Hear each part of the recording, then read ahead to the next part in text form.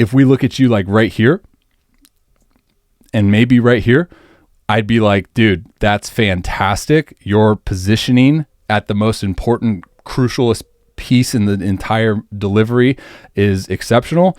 But the problem is, I look at full anchor point, which is basically when that front foot fully anchors into the ground and when that lead leg is going to take on force. So if I saw you here and that was at your full anchor point, I'd be like, that's fantastic, dude. That's great posture. You're going to be well off.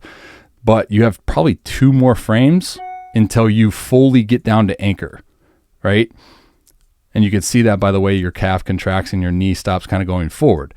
So this slope sequencing, even though you created a ton of great separation early, we don't really launch, we don't release that rotational energy that we've created until the point in which we truly anchor down. So we leave a lot of that rotational energy on the table, right? So if we saw, it's probably right around here at that full anchor point that we're seeing over in this frame.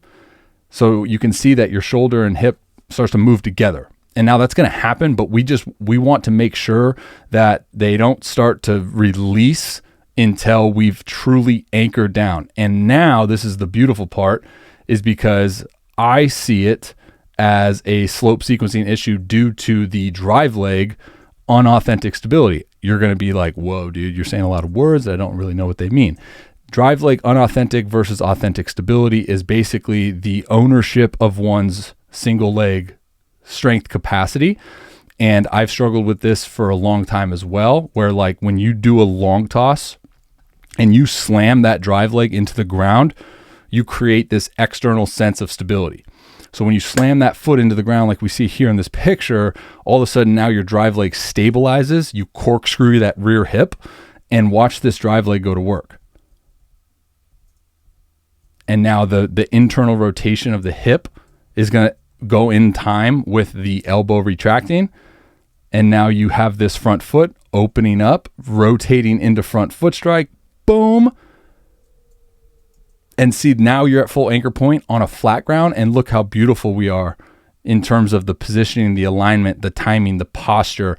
I mean, we have exactly what we would want on the slope, but because the slope has more space to cover with that front foot, there's that, and this is what I said in the very beginning, right? There's just these things that you already do extremely well. Like you already showcased the ability to do all these movements, stabilizing your drive leg, segmenting your 2 rotations, you're doing them, but now we just need to blend them more onto a mound and get the sequencing for these movements. And we do that, in my opinion, by truly focusing on the optimization of your authentic stability of your drive leg. Like these drive leg mechanics here in your long toss, trunk counter rotates, almost that glove side shoulder counter rotates over that rear hip. And that gives you more stretch as you come down to your anchor. And I think on the slope, what happens is it kind of starts to fold early and starts to go a little bit early. And I know I hate to be like, oh dude, I'm not a stickler about it, but it's like these movements happen so fast, but I have the luxury of slowing it down, obviously, and being super nitpicky.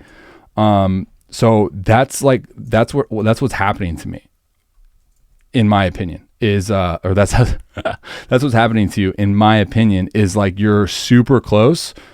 We just need to then optimize the sequences of movements on the slope. And I know it's super easier said than done, but you're also, we can look at like the arm positioning, how in the long toss throw, right? When you truly anchor down, you get into a much better posture with that arm action, right? And that's going to lead into not so much greater layback here than the mound. Like you still get good layback, but there is a little bit that we can improve on. The goal is to create authentic ownership of your stability in your drive leg. So when we descend from leg lift, we're going to be then absorbing energy, right? There's energy and force to be had in that drive leg. That's what ground force is. So now when we stabilize that, we want to store energy.